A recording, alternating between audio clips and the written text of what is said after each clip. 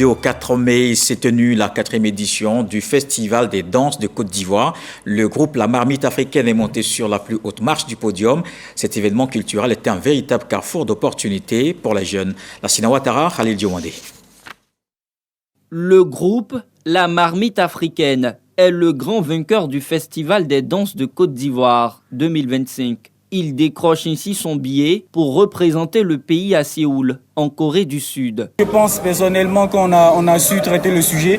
C'est vrai que tout le monde a dansé, on a tous dansé, on en a mis dans la qualité, autant dans la qualité des mouvements que dans la qualité aussi de l'expression corporelle. Pour cette 4e édition, ce sont 18 groupes venus de toutes les régions de la Côte d'Ivoire qui ont décidé de mettre en exergue la richesse et la diversité des danses urbaines et traditionnelles ivoiriennes. L'objectif, dans un premier temps, c'est de pouvoir encadrer ces jeunes-là qui sont passionnés de danse. Et nous voulons que ces jeunes puissent avoir des outils. À travers ce festival, nous mettons en place des académies de formation. Véritable carrefour d'opportunités pour les jeunes, ce rendez-vous culturel encourage l'expression artistique, la formation et le développement des liens professionnels dans les industries culturelles et créatives. Ce festival est vraiment bienvenu. Ils aiment la danse et il faudrait qu'ils apprennent tout le contour anthropologique de la danse qu'ils pratiquent. C'est vraiment intéressant parce que demain, c'est eux qui vont battre le relais pour que notre culture soit pérennisée. À travers ce festival, les organisateurs ambitionnent de faire vivre et perdurer la culture de la danse sous toutes ses formes en Côte d'Ivoire. Il y a des lieux qui gardent intacte toute une histoire. Kanganiazié, un paisible village situé à une centaine de kilomètres d'Abidjan, est la mémoire de la traite négrière. Elle s'est ravivée à l'occasion du 10e anniversaire des journées de mémoire de l'Association des Antillais et Guyanais de Côte d'Ivoire, une commémoration marquée par la présence de l'ancienne garde des Sceaux française, Christiane Taubira, et la ministre ivoirienne de la Culture. Amélie Boum, vous qui parlez surtout de l'identité, de la culture africaine, et d'ailleurs vous en avez parlé dans un de vos ouvrages, Le rêve du pêcheur. Ça vous dit quelque chose, ça vous inspire quelque chose, Kanganiazié? Je pense que ça fait partie de notre histoire. Cette histoire d'esclavage fait partie de notre histoire. Et bien sûr, nous la portons. Et ce que je voudrais aussi, c'est pour ça que Madame Taubira soit venue et que cette action a été menée, me semble une très bonne chose. Nous devrions en parler plus et nous en saisir davantage. Et vous, ce que vous savez très bien faire, surtout, c'est écrire. Peut-être une idée de roman. Ah, peut-être. D'accord. Vous êtes en Côte d'Ivoire, il faut le rappeler, romancière, poétesse, essayiste pour le SILA, le Salon international du livre, et puis pour un colloque qui démarre le lundi. Déjà pour le SILA, comment ça s'est passé? Écoutez, c'était une très belle expérience, le SILA, et j'ai une belle énergie qui venait des lecteurs, qui venait des éditeurs, qui venait de l'investissement des uns et des autres, c'est leur capacité à s'adapter. J'ai passé un très bon moment. Mais est-ce que vous avez l'impression, ou vous êtes d'accord avec ceux qui disent qu'on ne lit pas beaucoup? Est-ce que c'est vrai quand vous êtes allé au SILA?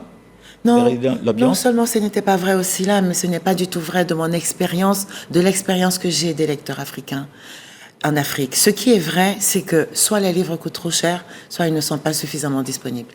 Quand les gens peuvent acheter des livres, quand les livres sont disponibles et qu'on leur parle de leurs propres histoires, bien sûr les gens lisent. Alors, et pour le colloque qui démarre le lundi, les arts de la démocratie, les écritures plurielles du politique, qu'est-ce qu'il faut comprendre par là?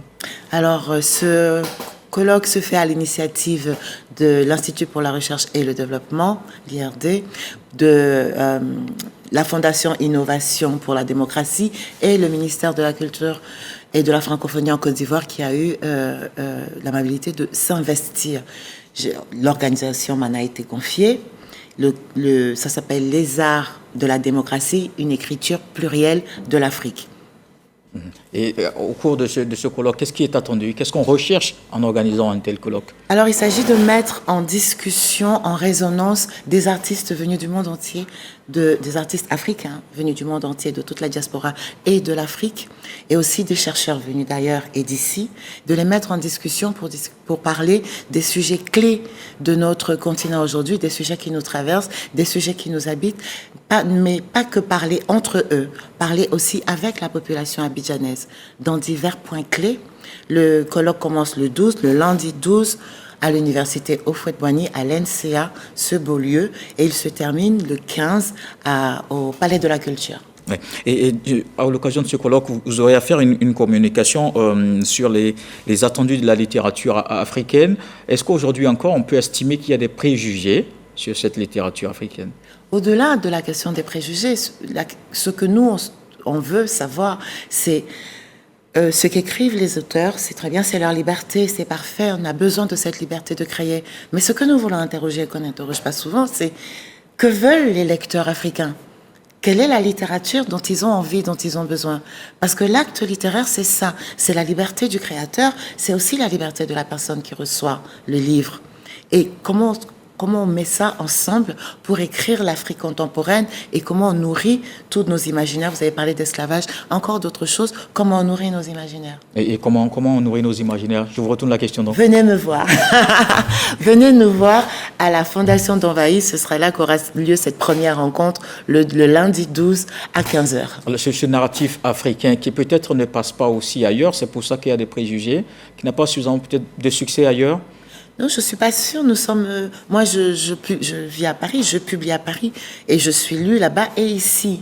Il y a des préjugés partout, mais le rôle de l'écrivain, le rôle de la littérature, le rôle de l'art, c'est aussi d'aller au-delà de ces préjugés, de s'emparer de sujets qui nous concernent et de les traiter avec nuance et complexité. Depuis 2022, vous travaillez avec des féministes d'Afrique francophone. Comment vous les accompagnez? Alors, ce travail a été organisé par l'African Women Development Fund et on a travaillé avec des féministes affirmées, des femmes qui s'affirment féministes, une quarantaine. À l'époque, on s'est rencontrés à Abidjan d'ailleurs. Et de ce travail qui était une masterclass d'écriture, des ateliers d'écriture que j'ai dirigés pendant un moment, 1 ou 2 années à peu près, nous avons sorti ce dictionnaire libre et créatif du féminisme africain, qui est une façon pour elles de s'exprimer et d'exprimer leur féminisme à elles. Si vous devez donner une définition de façon claire pour qu'on comprenne, selon vous, c'est quoi ce féminisme, le féminisme? Ça, c'est pareil, je ne suis pas une femme de définition. Il y a une quarantaine de femmes qui sont intervenues et elles ont tous quelque chose à dire. Ce qui est sûr, c'est que des expériences communes de nos sociétés africaines, de nos vécus, se sont reflétées là. Nous nous sommes reconnus entre nous. Et c'est ça aussi que nous recherchons avec ce forum que nous organisons. Nous nous rencontrons, c'est une espèce d'entre-soi assumé pour échanger sur des sujets qui nous concernent. Assumé, vous l'avez dit. Est-ce que vous vous considérez, vous, comme une écrivaine engagée? Je pense que je suis une personne engagée. Je suis une citoyenne. Je suis extrêmement concernée par la marche du monde. Et d'ailleurs, j'avais un ami qui disait hier, et je trouvais ça très intéressant, il disait, même quand un écrivain écrit sur une rose, il est engagé dans la sauvegarde de la beauté. Alors oui, bien sûr, écrire est un engagement. Donc vous voulez dire qu'on est forcément toujours engagé? Écrire est un engagement. La vie est un engagement. Mais nous aborderons aussi dans ce colloque ce que c'est que la tentation du politique pour l'artiste. Écrire est un engagement, mais il y a aussi des artistes qui veulent que leur engagement soit politique, militant, et qui eux aussi sont prêts à la prise de risque qui va avec. Ce sujet-là fera également partie de notre discussion commune. Alors justement, sur ce bouillonnement culturel et littéraire en Afrique, quel est globalement votre regard sur la production littéraire elle-même? Est-ce que vous vous dites que dans les années qui viennent, on aura ces grands prix littéraires, on aura ces Amadou Kourouma, ces Ampateba, ces Yambo Wologem, et tous ces grands auteurs qu'on a connus? Je n'en doute pas une seconde. Je trouve qu'il y a un vrai profond souffle littéraire qui vient de l'Afrique. Moi, je vous ai dit que je faisais des ateliers, je lis beaucoup de jeunes, je les accompagne, et ce que je lis, ce qui vient du continent, déjà de ceux qui sont à l'intérieur du continent ou de ceux qui écrivent du continent, où qu'ils soient, je trouve qu'il y a une puissance, une force Évidemment, on parlera de nous, de ces jeunes, de cette prochaine génération dans les prochaines. Je peux vous le parier, en effet. Alors, et vous-même, vous êtes justement sur cette voie parce que vous avez tellement de prix déjà. Et j'ai envie de dire, toutes vos publications, tous vos ouvrages ont des prix, des grands prix littéraires, des prix Yamadou Kourouma. C'est le cas pour Makiza déjà, grand prix littéraire d'Afrique noire en 2016. Et puis il y a bien d'autres, Le Rêve du péché, etc. C'est un succès qui, forcément, vous donne un peu d'encouragement pour la suite. Mais en même temps, vous vous dites, vous regardez, est-ce qu'il y a un prix particulièrement qui vous a marqué? Alors, je voudrais dire quelque chose qui est très important pour moi. Mon tout premier prix littéraire m'a été donné à Abidjan. C'était le prix Ivoire pour mon deuxième livre, Sidémé. Abidjan, c'est le premier endroit, les premiers lecteurs qui ont cru en moi. Cette ville me porte chance. Et voilà. Donc, cette ville vous attend. Merci. Donc, ça veut dire que c'est ce prix qui vous a le plus marqué. Mais merci. En tout cas, je pense qu'on a fait le tour. Safa se donne rendez-vous le lundi déjà pour ce colloque international. Avec plaisir. Oui, et je voulais dire que toutes les rencontres, toutes les discussions sont ouvertes, gratuites. Venez nombreux. Nous sommes là pour vous entendre et pour discuter avec vous. Merci. Il n'y a pas que vous, il y a aussi d'autres auteurs qui sont là, Lemba Mokou, Armand Gose. Tierno Monenembo, Armand Gose, Blaise Ndala. Ah oui, Tierno Monenembo, grand auteur. Exactement. Oui. Alors, donc, que de belles personnes. On se donne donc rendez-vous, forcément. Merci. On se donne rendez-vous le lundi pour ce colloque international.